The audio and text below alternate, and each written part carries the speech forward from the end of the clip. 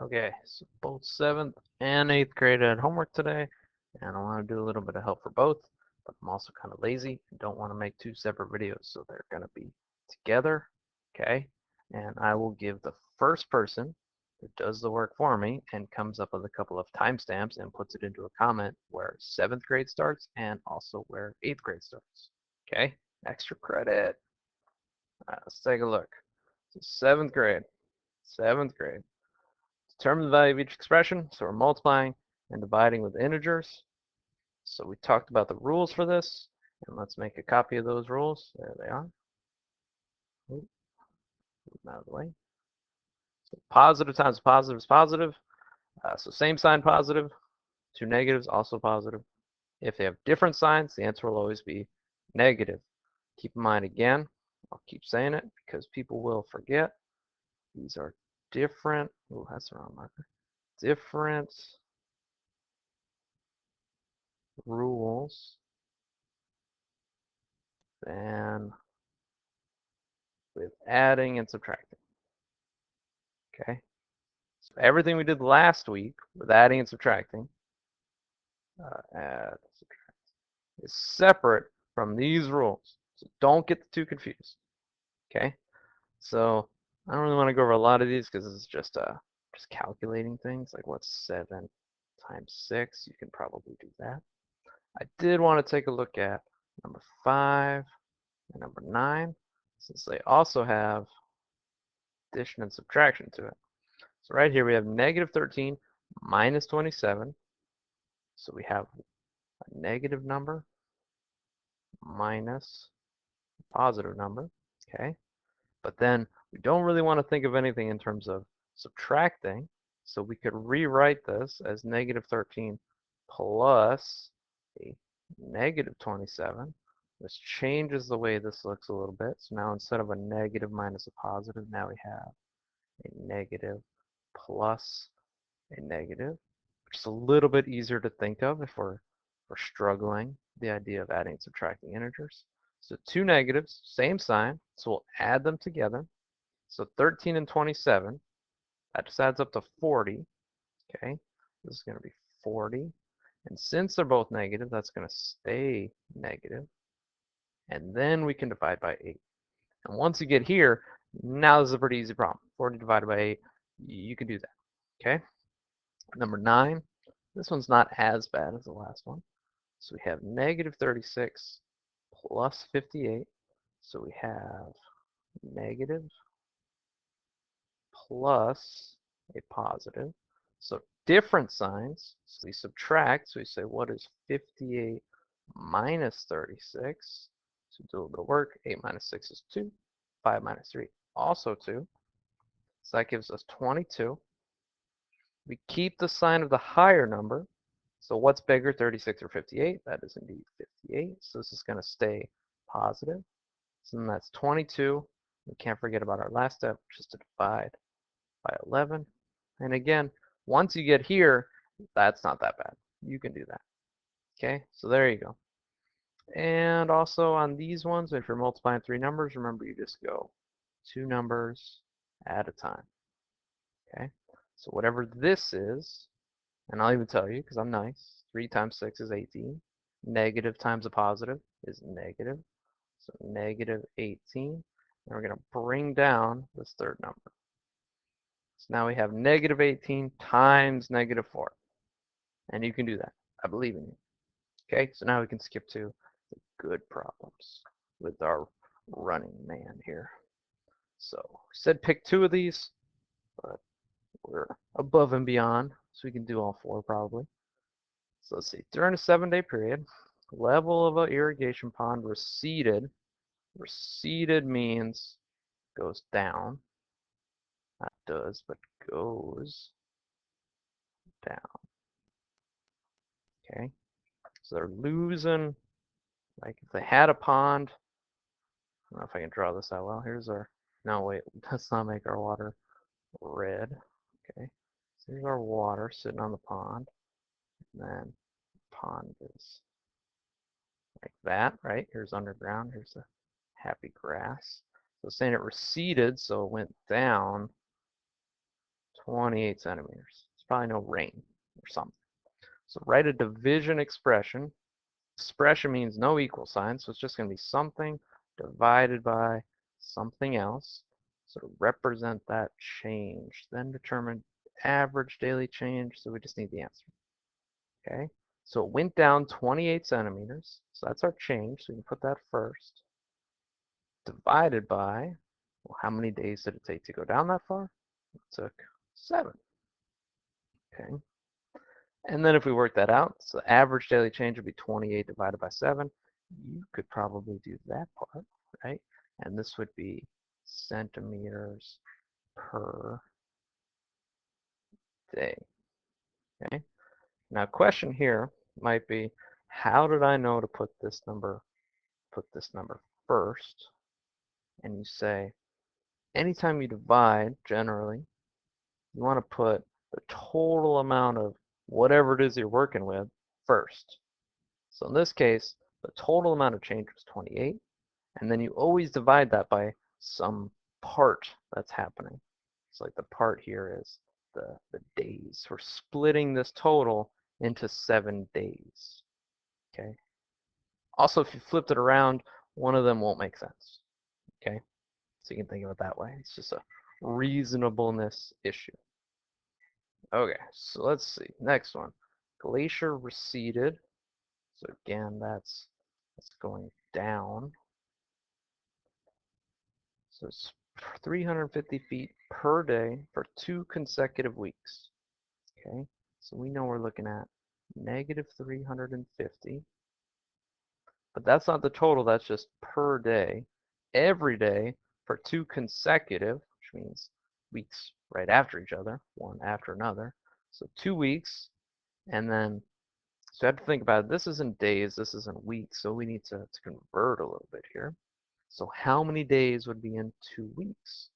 So 7 days a week times 2 days, that's 14, right?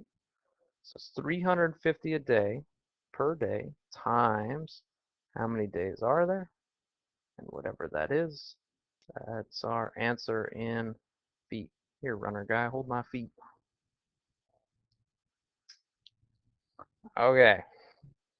So then number 12, financial literacy, everyone's favorite because we're talking about money. So Mark purchases 75 shares of stock. Good for him, investing. Year after purchasing stocks, the value of the stock is $2 less per share. Oh, Marcus, you're a bad picker of stocks. Write a multiplication expression to determine the change in Marcus's investment. Explain your answer. Okay. So we bought $75, or not $75, 75 shares, which is like 75 pieces of stock. And to understand what stock is would take a bit of a long example, so we're just going to say he bought 75 things of stock. Okay. It tells us multiplication, so that helps. Times, what was the amount of change per share? Well, if it's $2 less, that means that each share is worth $2 less. So then our answer would be whatever 75 times negative 2 is. And we can work that out, and we can say that number of dollars less than when he started.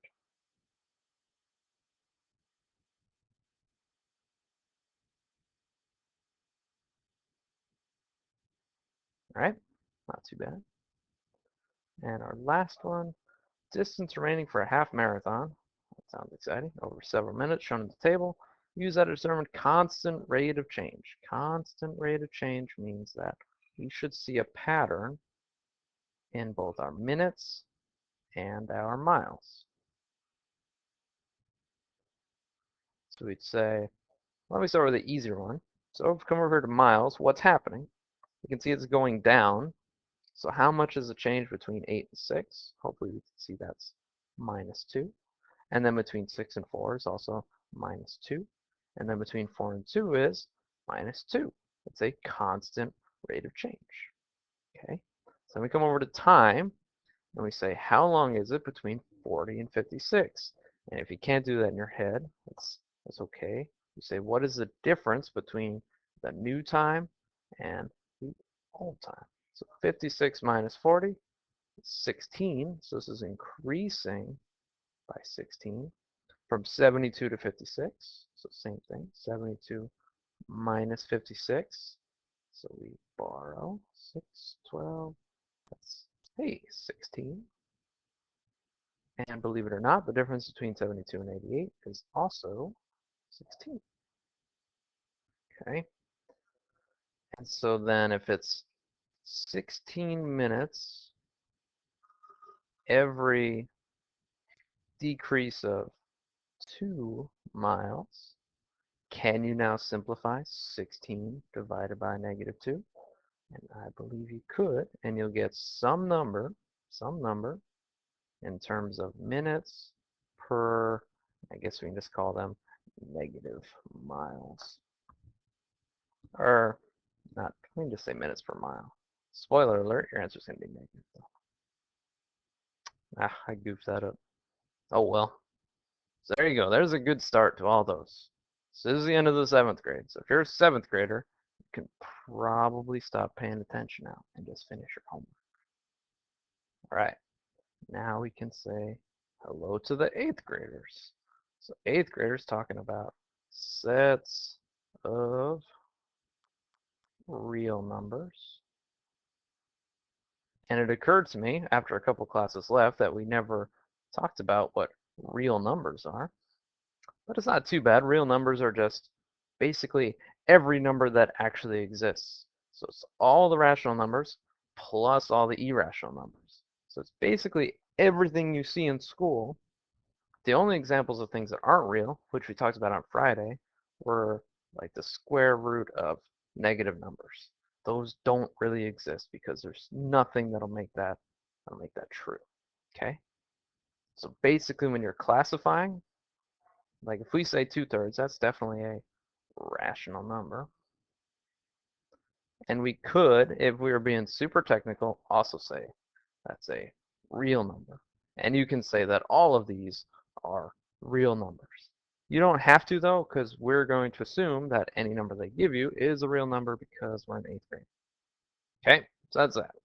So I don't really want to look at these ones. You can do those. That's not too bad. I did want to look at the true and false. Because true and false is pretty fun to do. So first one, all real numbers are natural numbers. Okay, what we're saying is everything in this whole box, this entire universe of numbers, a natural number. Everything in here, does everything fit into this tiny circle? The answer which is no, absolutely not. Okay, and you just have to pick some real number that's not a natural number. So you could put 0, or you could pick a negative number, or you could pick a fraction, or a mixed decimal. All these are not natural numbers that are definitely real numbers. Okay, so that's the first one. Not too bad. I need a bigger eraser. Okay. Second one. All rational numbers are real. So this one's a little bit different. This one says, if it's in this oval here, is it also, oh wait, no, it's not inside that circle, it's outside that circle. My bad. Rational numbers, it's the big box. Is everything in this box also in the real number universe? To which the answer is yes, it is. Okay. Any number that fits in here, right, is also inside this bigger box. So what's the key here in learning whether or not these are true or false?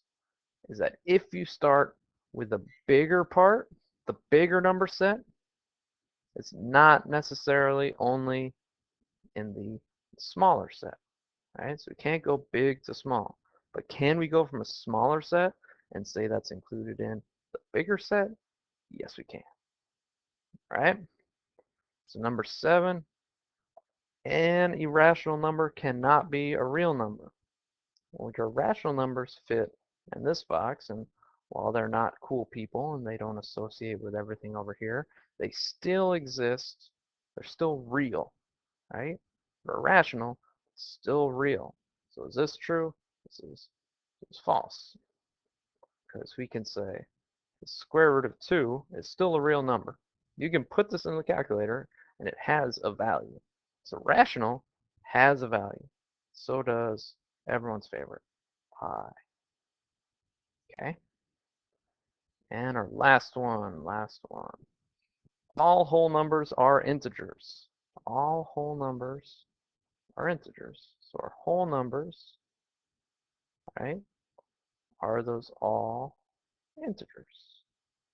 So what did we just talk about? We said whole numbers, that's a smaller group. Is that a part of a bigger group around it? The answer is yes. Okay. You can pick any whole number you want, and it will also be an integer. You can try it. You can try to stump the system here, but every whole number is an integer. And that's it. Not too bad. All right. So have a good night, and do the like, comment, and subscribe thing. Bye.